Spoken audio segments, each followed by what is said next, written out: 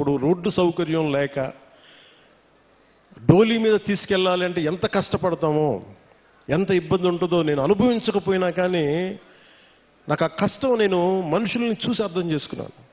అందుకనే మనం రాగానే ముఖ్యమంత్రి చంద్రబాబు గారు దాదాపు 49 కోట్లు ఇస్తే వెంటనే మేము చేయగలిగింది ఏంటంటే, వెంటనే ఈ మన అనంతగిరి మండలంలో ఒక పర్టికులర్ గ్రామానికి వెళ్ళి అక్కడ సకాలంలో పొలంగూడ గ్రామానికి, మనకి శ్రీకాకుళం జిల్లా కొత్తూరు మండలం గొట్టుపల్లి నుండి పొలంగూడ గ్రామానికి నూతనంగా కొత్తగా బీటీ రోడ్డు నిర్మాణం చేపడితే మొదటిసారి ఆ గిరిజన గ్రామంలో అంబులెన్స్ కూత వినిపించింది.